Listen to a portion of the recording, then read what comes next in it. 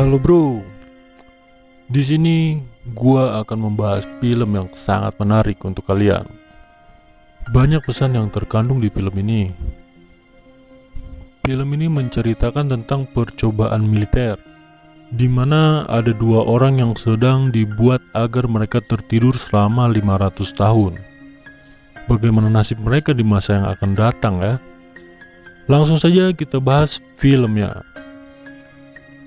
Film ini berjudul Idiocracy tahun 2006. Film ini menceritakan seorang militer penjaga perpustakaan, dia bernama Joe. Saat itu dia sedang duduk santai menjaga perpustakaan, tiba-tiba Joe dihampiri atasannya bersama seseorang yang akan menggantikan posisinya sebagai pekerja perpustakaan. Dan si Joe diberitahu bahwa dia mendapatkan tugas lain dari para atasannya. Joe pun agak kecewa mendengar informasi itu, karena dia sangat menyukai pekerjaan yang sedang kerjakan. Setelah berbincang-bincang, akhirnya Joe menyetujuinya. Di sisi lain, para petinggi militer sedang mengadakan rapat khusus, dan seseorang sedang menjelaskan tentang misi khusus tersebut, di mana dia akan melakukan percobaan kepada manusia untuk mencoba alat pelindung baru. Sistem kerjanya di mana alat ini bisa menghibernasi manusia sampai bertahun-tahun. Dan dia memilih Joe sebagai percobaan. Karena Joe tidak mempunyai keluarga dan belum menikah, maka risiko pencarian Joe akan terkendali. Joe tidak sendirian, dia akan melakukan percobaan dengan seorang wanita yang bernama Rita. Rita adalah seorang pelacur yang status keluarganya sama seperti Joe. Dia tidak punya keluarga dan belum menikah juga. Tetapi untuk mengambil Rita, bos militer ini menjelaskan kepada anggota rapatnya agar mendapat persetujuan dari mucikarinya, yaitu Upgrayet, dengan syarat membebaskan bisnis kotornya dari hukum. Akhirnya bos militer ini menurutinya. Adegan pindah ke ruang medis militer. Di sini terlihat ada Joe dan Rita sedang duduk berdampingan. Mereka berdua saling berbicara dan berkenalan. Percobaan pun dimulai. Rita sempat memberontak karena ketakutan. Lalu Joe memberitahunya bahwa ini aman dan dia menjelaskan para dokter itu hanya memberikan suntikan dan kita akan tertidur selama setahun. Akhirnya proses percobaan pun berjalan.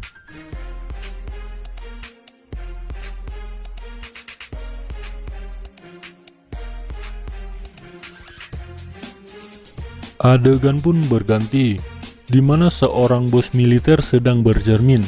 Tiba-tiba dia ditangkap oleh polisi. Ia ditangkap karena terbukti bersekongkol dengan Upgrayet, yaitu seorang bandar dan mucikari. Akhirnya petinggi militer ditangkap semua. Polisi meratakan pangkalannya, termasuk tempat percobaan itu. Polisi resmi mengubah tempat itu menjadi tempat penampungan sampah.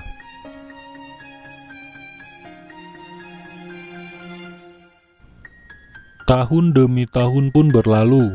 Semakin lama kecerdasan manusia semakin menurun, sampai akhirnya wilayah dan orang-orang berevolusi. Dan sekarang ini tahun 2505.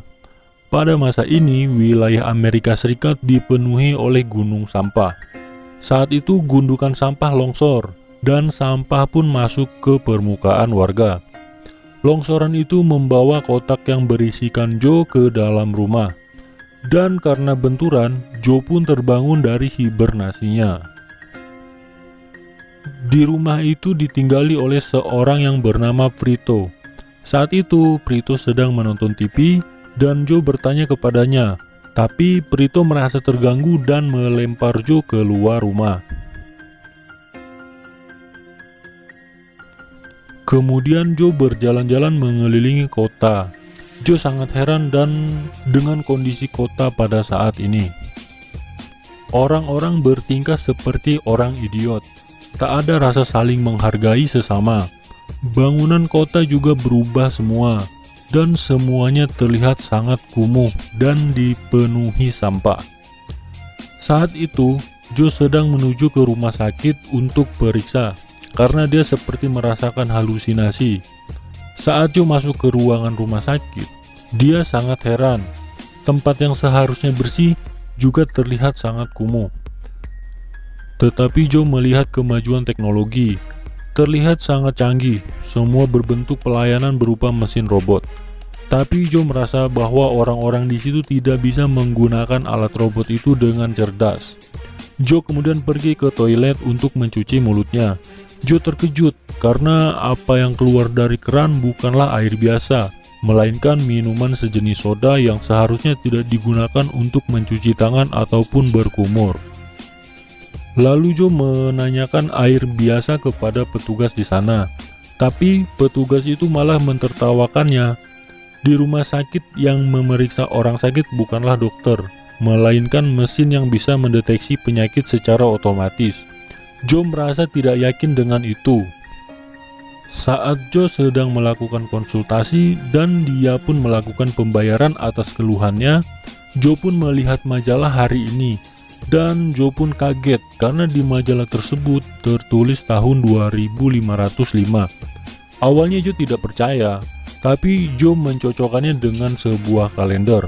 Ternyata sama. Joe pun heran dan melihat ke jendela, kondisi kota sangat kacau. Joe baru sadar bahwa dia telah tertidur selama 500 tahun. Lalu perawat itu menanyakan tato di lengannya. Tato itu digunakan untuk alat pembayaran, identitas, dan lain-lain. Tetapi Joe tidak mempunyai tato itu. Lalu perawat itu menyalakan alarm darurat dan meneriaki Joe. Orang yang tidak bertato dianggap sebagai penjahat tingkat tinggi di sana.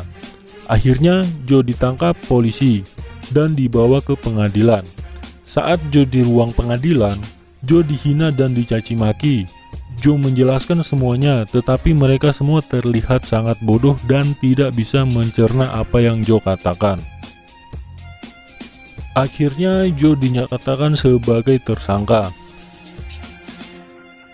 Adegan pindah ke Rita. Rita saat itu sudah terbangun dari tidurnya. Ia di sana mencari uang dengan merayu dan menipu para lelaki hidung belang. Rita merasa orang-orang itu sangat mudah dibodohi.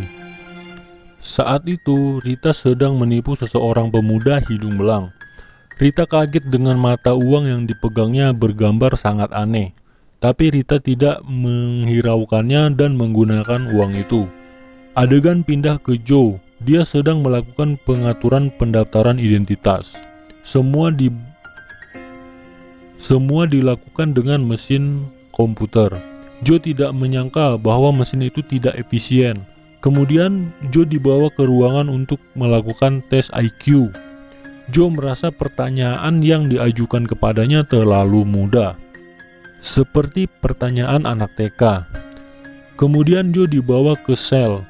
Di perjalanan menuju sel, Joe menipu petugas di sana dan melarikan diri dengan sangat mudah.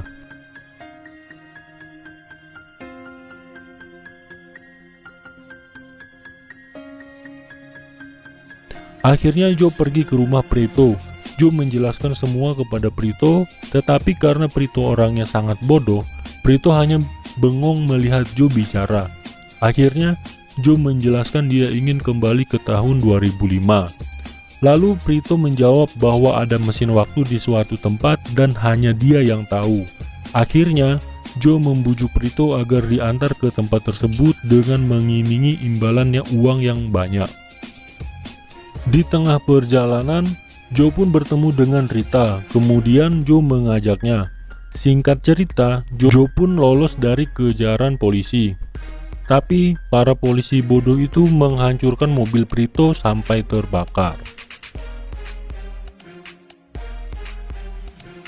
Selanjutnya mereka berjalan kaki menuju mall. Singkat cerita, Joe tertangkap kembali, tapi kali ini dia dibawa ke istana kepresidenan Amerika Serikat. Di sana Joe berkenalan dengan para menteri. Mereka semua terlihat sangat bodoh. Akhirnya Joe berhadapan langsung dengan Presiden Amerika Serikat saat itu. Alasan presiden membawa Joe ke istana adalah karena presiden merasa Joe adalah orang terpintar di dunia. Dan Joe bisa memperbaiki masalah yang dialami negara. Presiden melihat hasil tes IQ yang dikerjakan oleh Joe saat dia di penjara. Akhirnya si Joe ini diangkat menjadi Menteri Ekonomi. Lalu presiden menjelaskan kepada Joe masalah yang dialami oleh negara saat ini, yaitu kesulitan untuk tanaman tumbuh di tanah-tanah mereka.